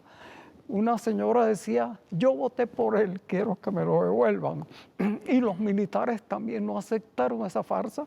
Y a las 37 o 47 horas del golpe, Hugo Chávez Frías estaba de nuevo en Miraflores. El segundo elemento fue durante el mal llamado paro petrolero. Yo insisto en que eso no fue un paro de los trabajadores petroleros, sino de la meritocracia, que hackearon las comunicaciones y paralizaron toda la industria. Un equipo de hackers patrióticos combatió eso y restableció el funcionamiento de la industria petrolera. Pero fíjate, también era un problema de guerra cognitiva, de imágenes contra realidades, de fake news, vamos a decirlo así. Entonces, bueno, justamente Venezuela en ese sentido, fíjate, cuando acabó con el analfabetismo, dio una primera gran batalla en esa guerra cognitiva. Yo en otros países decía que en Venezuela se acabó el analfabetismo y me aplaudían. No era tanto por celebrar a Venezuela, sino por criticar al propio país, donde había todavía cantidad de analfabetos. Ahora, en Venezuela, a mí me encanta citar estas estadísticas. 1 de cada 3 venezolanos estaba estudiando, 1 de cada 3. En educación superior gratuita, 1 de cada 9 venezolanos. Es decir, fíjate, a través de eso se expandió, se creó la Misión Rivas para acabar con eso de que no había cupo con los bachilleres. Se creó una cantidad de nuevas universidades para permitir a la gente el acceso a la educación superior. Todo eso es guerra cognitiva y poco a poco se fueron comprando, conquistando, creando medios de comunicación afines al proceso bolivariano. Entonces, en ese sentido, se han dado pasos gigantes en la guerra cognitiva. De todos modos, bueno, todavía hay muchos campos que recorrer y muchas investigación. Una cosa que me ha preocupado a mí, por ejemplo, yo escribí un libro sobre la identidad del venezolano y una parte importante de los datos contemporáneos eran de un instituto que había aquí que lo suspendieron a partir del 2013. Es decir, ¿qué piensan las masas venezolanas? ¿Cuál es su opinión sobre las medidas? ¿Qué es lo que más temen, etcétera? Ojalá que haya sistemas de encuestas que estén funcionando y demás. Yo no los conozco, pero eso es fundamental. Claro. ¿Cómo puedes tú manejar un país sin tener instrumentos para conocer las actitudes, las motivaciones, las creencias, los valores de la población que estás dirigiendo? Entonces, bueno, yo creo que hay que tratar de... ese instrumento se llama GIS 21, pero en el año 2013 desapareció y no sé si han creado otro. Yo creo que es fundamental para Venezuela crear un instituto de investigación sobre las opiniones de la población venezolana para orientar a través de ello las políticas de la guerra cognitiva. Nos están haciendo una guerra cognitiva también terrible. Ahora, la mayor parte del pueblo no la cree. Evidentemente, por eso sigue el bolivarianismo en el poder. Sí. Profe, ya para cerrar, ¿cuáles serían, desde su perspectiva, recomendaciones para poder abordar esa guerra cognitiva, esa guerra que no parece guerra, esa guerra invisible, esa guerra que apela a capturar o a dominar el sentido de las personas? Mira, te respondo con la práctica que hemos tenido hasta ahora en eso que llamamos el Gran Polo Patriótico y específicamente mi partido, el PSUV. Yo soy comisionado de Asuntos Internacionales para el Estado de Aragua y miembro de la Vicepresidencia de Asuntos Internacionales. Y me he conseguido con la muy grata sorpresa que el pueblo sencillo, común y corriente, el pueblo trabajador, el pueblo ama de casa, el pueblo dirigente comunal y el pueblo militante, cuando voy a darle alguna charla, un conversatorio, un sancocho militante, un cafecito, resulta ser que tienen profundidad de contenido y plena conciencia. Ahora, ¿en qué radica esto? Primero, lo que acaba de decir el compañero Luis Brito. Primero, este pueblo aprendió a leer y a escribir. Pero no solo a leer y escribir como instrumentalización de ver qué significan los símbolos, estos que llamamos letras. No, más allá de eso, aprendió a comprender. Y se abre un debate bien interesante en el seno del pueblo, por quien sufre las consecuencias, y ese es el secreto que yo les doy a todos aquellos países que dicen, bueno, ¿cuál es el secreto de Venezuela? Bueno, extender los niveles de información, de formación, sin dogmatismo, sin imposiciones y a tenor de la realidad concreta. Y me dice, yo no prendo venezolana de televisión porque ahí no dicen nada malo. No, la venezolana de televisión que tenemos en este momento coyuntural, yo he visto aquí personajes que hace unos años atrás se pararon ahí en la puerta o vinieron y entraron y saquearon a venezolanas de televisión y vienen y se sientan. Eso quiere decir que este país aceleradamente se ha recompuesto. La guerra cognitiva se combate con más conocimiento. La guerra cognitiva se combate no con un cúmulo de buenas intenciones, sino con mensajes claros y que entiendan los compañeros y las compañeras militantes del proceso que más allá del TikTok y del discursito cortito y las 120 caracteres y el sacar la foto, que es muy importante, el contenido de la línea discursiva debe ir dirigida para desmantelar, desmontar esta tragedia que es segundo a segundo. Tú eres un campeón mundial. Gracias, tú hiciste uno que me encantó sobre un personaje que no vamos a nombrar. Pero frente a cada mentira, además que ellos nos hacen el favor de poner unos personajillos que de verdad lo que dan es lástima. Pero tú cuando ves la cosa dices, bueno, ya que esto se desdice por sí solo. Entonces, nada, esa guerra cognitiva se combate, tal cual como lo dijo el compañero Brito. ¿Se combate cómo? Educación, educación. Todavía nos falta mucho camino que recorrer. Pero el hecho que en Venezuela haya una universidad en cada municipio y que en Venezuela la titulación universitaria no sea una cosa titánica para lograrla, sino el empeño, el sacrificio de cada trabajador, de cada aspirante, ya eso dice mucho. Nuestro pueblo cada día debe educarse más y lo está haciendo. Y gracias a la presión, como bien lo dijiste al principio del programa, nos hemos descubierto a nosotros mismos y nos hemos superado a nosotros mismos, oye, millones de veces. O sea, pasamos de nada a mucho y cada día vamos creciendo más. Y gracias por haberme invitado a este programa. Nos han dado un espacio un tiempito adicional para incorporar también una reflexión al cierre de Miguel sobre lo que estamos conversando ya justamente sobre las herramientas, las capacidades que hemos desarrollado en este contexto de guerra cognitiva, respondiendo a esta. Sí, efectivamente. Toda la agresión imperialista, el tiempo que se ha tomado en desviar y montar, desviar buenos valores y montar otros sobre el tema de las redes, indudablemente que es un enemigo silencioso que enfrenta, en este caso, Venezuela. Pero bien como lo dice el profesor Tortoledo y el maestro Luis Brito García, el tema de la educación y de la formación para nosotros es muy importante, pero también es valiosa toda la experiencia que hemos tenido a lo largo de estas 2 décadas y media. Hemos tenido mandatarios de lujo en el Palacio de Miraflores, Hugo Chávez Frías y Nicolás Maduro, quienes se han colocado al frente y han dado ejemplo y han estado junto al pueblo, enseñándolo, capacitándolo, formándolo, haciendo el mayor esfuerzo. Cuando escuchamos a la vicepresidenta de la República decir que el 80% del presupuesto nacional para el año 2026 es para el área social, allí está incluida la educación, la universidad, la formación tan necesaria y tan importante para nuestro país. Es un trabajo arduo, pero es un trabajo permanente y es un trabajo que no se ha perdido y que ha rescatado cada uno de los principios y los valores de nuestra patria. Hoy tenemos muy claro lo que es el concepto de Estado-Nación, de dónde venimos, quiénes somos, qué representamos, en cuáles guerras y batallas hemos participado, cómo hemos dado todo por un sentimiento patrio de integración, hasta dónde hemos llegado los venezolanos, dónde se ha combatido. En las independencias de los mismos Estados Unidos estuvo Francisco de Miranda, en Turquía estuvo Rafael de Nogales Méndez, en la misma Rusia estuvieron venezolanos allí participando, en las mismas constituciones de muchas repúblicas de toda la región, incluyendo la de Norteamérica, estuvieron participando venezolanos.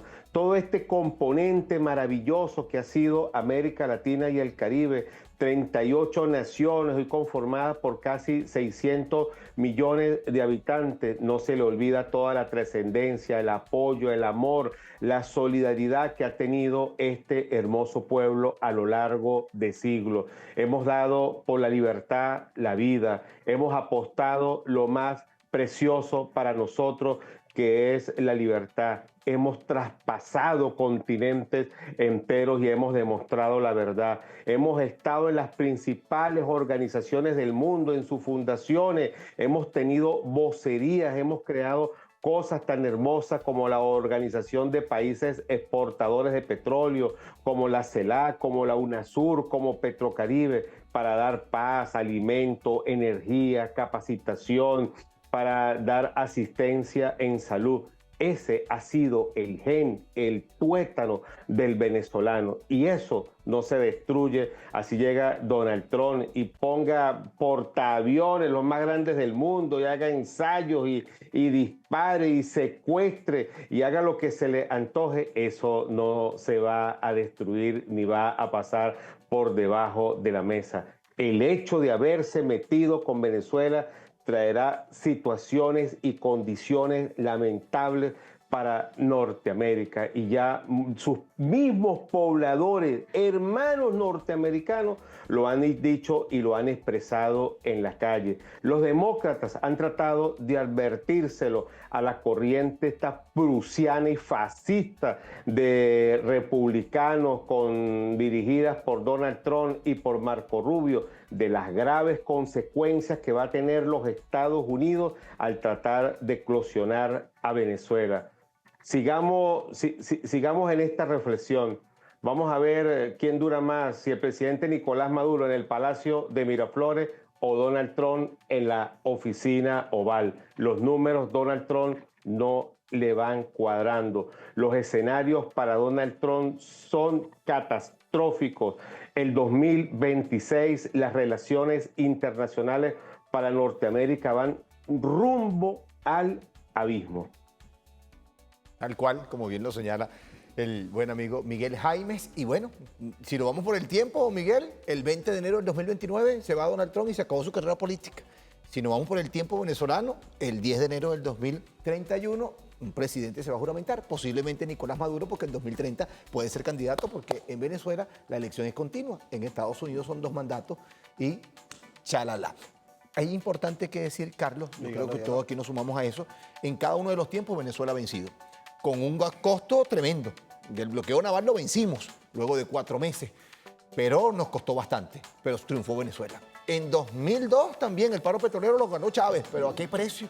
¿Cuánto sufrimos? ¿Cuánto sufrimiento al pueblo? Y ahora también lo que quiere Donald Trump es hacerle daño al pueblo. Pero a diferencia de 1902 y de 2002, Nicolás Maduro logró entre 2015 y nuestros días levantar una política y sentar las bases de una política antibloqueo. Él quiere que Donald Trump, que a Venezuela le falte todo, tenga carencia y que haya una implosión social, pero ya nos dejaron sin nada y sin nada hicimos mucho. Y allá nos llegó una luz de esperanza y hoy los factores económicos, factores productivos, industriales, empresariales, no es que sean chavistas, pero están sentados en la misma mesa reconociendo a Nicolás Maduro. Algo que no logró el comandante Chávez, lamentablemente. Fede Cámara, Comercio, con Industria. Hoy el pueblo, independientemente de los tintes políticos, avanza para la paz y hoy amamos más a Venezuela. Y eso nos coloca en una situación de ventaja a diferencia de 2002 y 1902. Entonces este bloqueo, esta amenaza, toda esta agresión, tiene un pueblo hoy con un liderazgo colectivo en manos de Nicolás Maduro que traza el rumbo victorioso.